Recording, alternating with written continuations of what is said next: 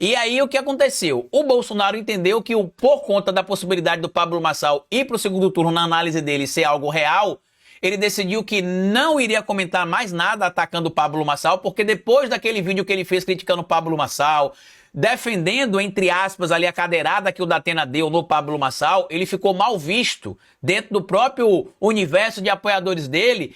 Tanto que aconteceu aquela situação onde o Naruel Medina, que é o sócio do Pablo Marçal, deu um soco no Duda Lima, que foi o marqueteiro da campanha de Bolsonaro em 2022, e o Bolsonaro simplesmente se calou. E aí quando você vai lá no portal Metrópolis, na coluna do nosso querido Guilherme Amado, olha o que ele traz aqui, ó.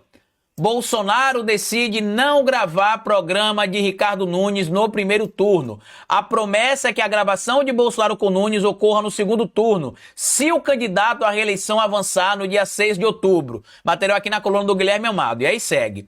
Na Band e com Jair Bolsonaro, em 20 minutos, tudo pode mudar. Mas salvo alguma novidade. A decisão atual do ex-presidente é não gravar neste primeiro turno o depoimento pedindo votos para o Ricardo Nunes. A promessa é que a gravação ocorra no segundo turno se a maioria das pesquisas eleitorais se confirmar no dia 6 de outubro e o MDBista avançar para a última etapa da disputa. A propósito, Bolsonaro segue sentindo-se pouco prestigiado por Ricardo Nunes. O problema é que se no segundo turno for contra o Guilherme Boulos, tudo indica que o MDBista vai se afastar ainda mais do ex-presidente para tentar fortalecer e prevalecer ali na sua imagem de um cara mais de centro. E quem é que perde com isso e quem ganha com isso? Quem perde com a ida do Ricardo Nunes para o segundo turno sem o apoio claro, explícito, declamado, engajado, empenhado do Bolsonaro é o próprio Bolsonaro. Quem ganha com isso? O Tarcísio de Freitas e o Gilberto Kassab, que hoje inclusive é um algoz do Bolsonaro. Tanto que tem várias brigas aí no Brasil inteiro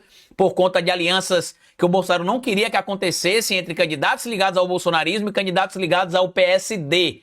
Sim, eu não estou falando que o PSD é bolsonarista, porque em alguns estados brasileiros o PSD está mais afastado do bolsonarismo. É um partido de centro-direita, como a gente sabe, né, o famoso centrão, mas em alguns estados brasileiros ele está mais afastado do bolsonarismo e mais próximo àquele tradicional e não à extrema-direita, tá? O que é que eu vejo com isso aqui para explicar para vocês, certo? O Bolsonaro está desesperado. Ele não sabe o que vai fazer. Por quê?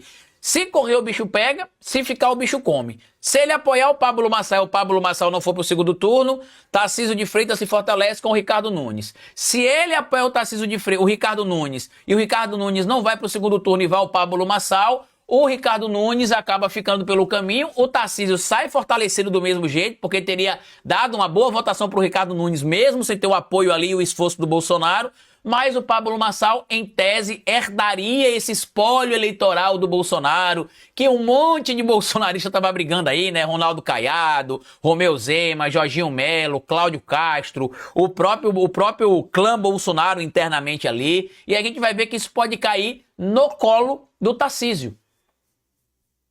E digo para vocês mais, tá? Muito eleitor do Bolsonaro mais radicalizado, se o Tarcísio de Freitas, ou melhor, se o Ricardo Nunes for para o segundo turno, não votará no Ricardo Nunes. Não votará no Ricardo Nunes. Mesmo que o Bolsonaro apareça no vídeo pedindo voto, mesmo que o Bolsonaro tente se organizar de alguma maneira, eu não acredito que vai ser transferido massivamente esses votos do Pablo Marçal automaticamente para o Ricardo Nunes, votos do Pablo Marçal no caso do primeiro turno, né, que foram dados não só por apoiadores do Bolsonaro, mas por apoiadores do Pablo Marçal, e independente do resultado da eleição de São Paulo, independente do resultado da eleição esse ano, o Bolsonaro sai enfraquecido, porque tudo leva a crer que o Bolsonaro ou o bolsonarismo não conseguirão a força que eles imaginavam que tinham em São Paulo, capital, no Rio de Janeiro, capital, em Goiânia, capital, e também em Belo Horizonte, capital. Tudo leva a crer que o bolsonarismo sairá xoxo, manco e capenga do pleito de 2024 e o Bolsonaro ainda mais enfraquecido.